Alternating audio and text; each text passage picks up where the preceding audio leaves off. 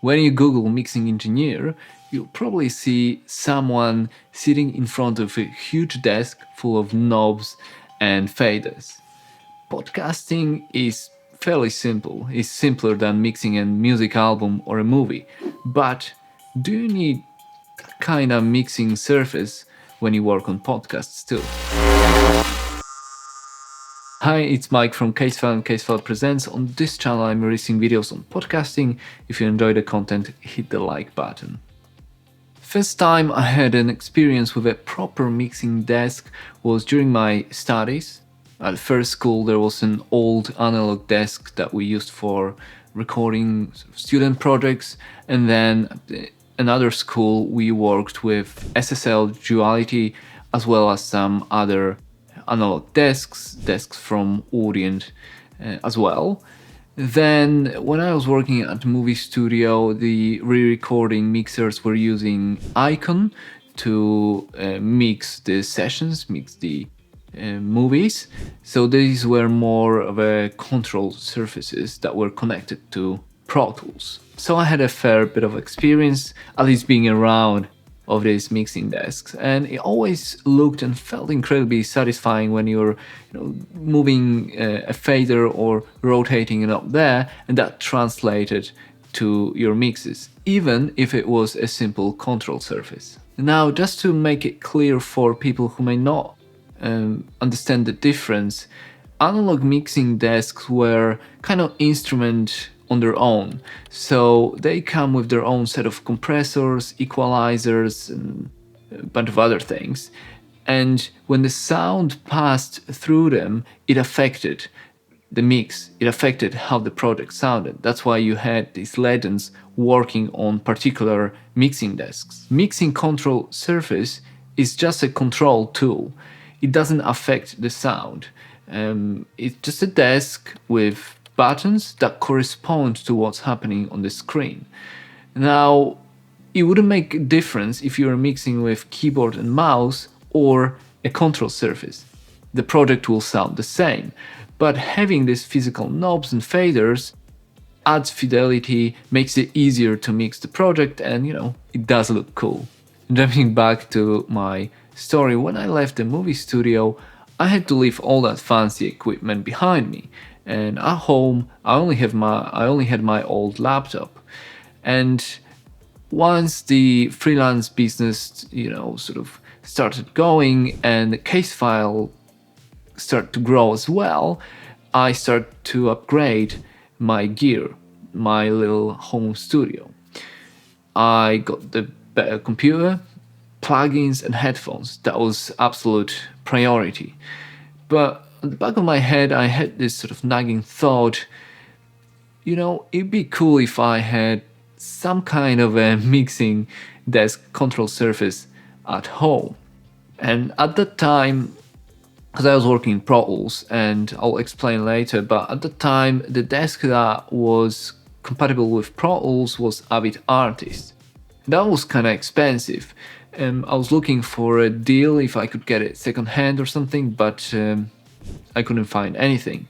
So for quite a while, when I was producing these podcasts, when I was trying to mix them, I was using keyboard and mouse. At some point, I sort of felt I outgrew keyboard and mouse, and I wanted something that would give me a little bit more precision and fidelity when I was mixing these projects.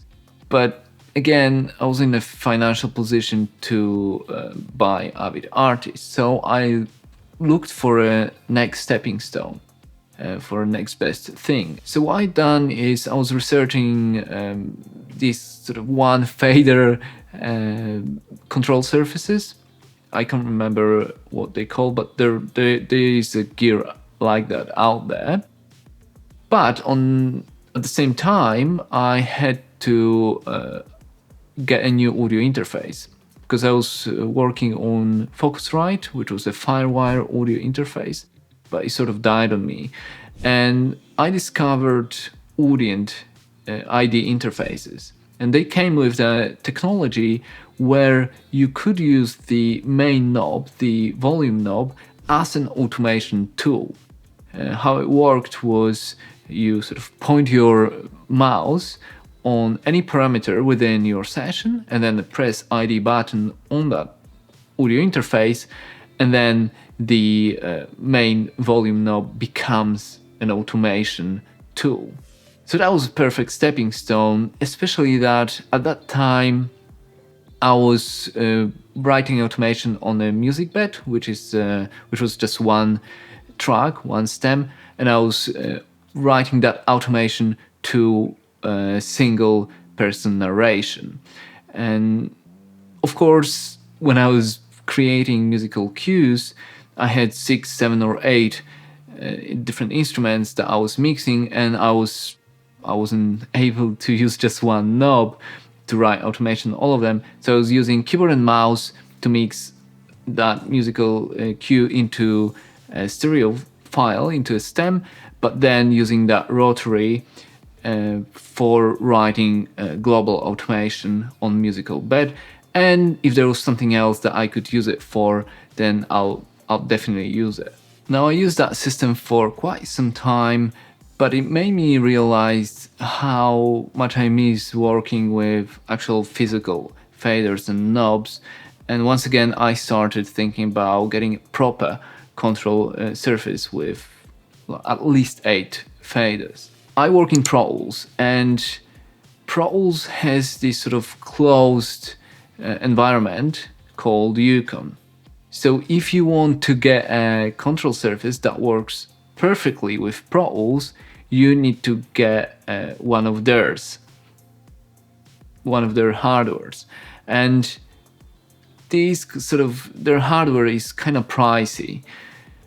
You can get a third-party control surface and connect it to Pro Tools via a Mackie system, but it won't work as well. So again, I was doing this research and looking at Avid Artist again, but at that time there were gossips that they will discontinue Avid Artist fairly soon. So I didn't want to spend that much cash on old equipment. What I've done instead was I got a third-party control surface, and that was Icon M+. I made a video on it, so you can watch it if you want. It's kind of a review, and connected it to Pro Tools via Mackie system. It definitely wasn't plug and play. I had to get into settings and adjust few things so it was workable, and but it did work. It had 8 motorized faders, meaning when I played back my session, the automation would move the faders. There was a transport control, so that means stop, start, record, and yeah, that was fine. It worked fine, but it had some cons to it as well. So the knobs weren't working that well. I couldn't switch between left and right, especially for stereo tracks, and also the master fader on the actual control surface didn't work. It wouldn't respond to anything within Pro Tools. I used Icon M+ for a little while. Touch faders worked well, and that was most important to me because I could then mix the cues, musical cues together, and then also use the fader to write automation on global musical bed or dialogues. There were glitches though. The faders would stop and start or jump, but overall it worked well. And I forgot to tell you that the price was less than a third of Avid Artist. So that really was a selling point for me. But I knew the limitation of Mackie connection, and I understood that if I really wanted that kind of fidelity and precision, I'd have to buy into Eucon environment. And at the time, Avid was releasing a series of their hardware, of their control surfaces, and they came out with S1, which was the smallest control surface, 8 fader one, sort of the next thing after Avid Artist, the replacement of Avid Artist. It came with a steep price, but I researched it and I read the reviews, and everyone said, yeah, it's a next gen of control surfaces, especially for people who work in Pro Tools. So I did pull the trigger and I got S1. It's sitting there behind me. So right now I have this 8 fader control surface from Avid. I have to say it adds full control over the software and the mixing. It adds that precision, it adds fidelity. It has a space for the tablet on top, and I did get Amazon Fire tablet for it, but in all honesty, I don't really use it. It allows you to have the metering up, but again, for podcasts, one screen on my iMac is more than enough when I see how I write automation, but I do use the tablet for when I record its videos and for other stuff. Podcast mixing is not complicated. You really don't need 16 fader or 24 fader desk, but at the same time, I don't work on interview shows and I write music and I mix music to these sort of narrative stories that we produce.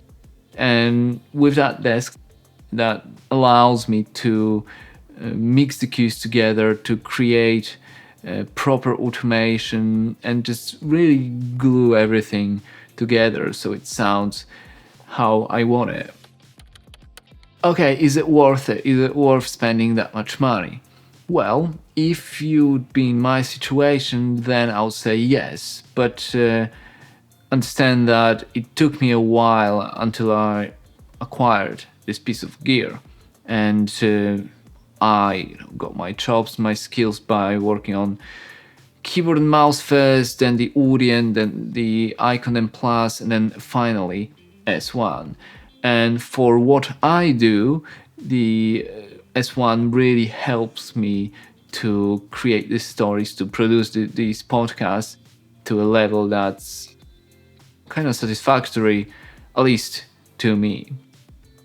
For majority of shows, I mean, simple interview style shows, I don't think that mixing control like that is necessary. But if you're involved in something else like music, then possibly have a look at that. In my opinion, always learn the basics first and then add on top of that. Also, S1 is kind of expensive, but it's because I work in Pro Tools. If you use some other audio sequencer, Ableton or Cubase or anything, then you can have a look at other control surfaces, which are, fraction of the price of S1. One more thing, I was talking about post-production. So if you are recording a podcast and have several people in the same room and recording them at the same time, then ideally you do have some kind of a pre-mixer, a desk that will adjust the volume of everyone in the room during the recording process. But that's a different kind of thing to what I was talking about. So you have your production, your recording, and you have your post-production. And then S1 and what I'm doing is post-production. So I just want to make that kind of distinction. But that's it for today. If you have any questions, you can leave them in a comment section below. If you want to learn more about podcasting, you can check the rest of my channel. For now, you can share, like, or subscribe, and I'll see you later.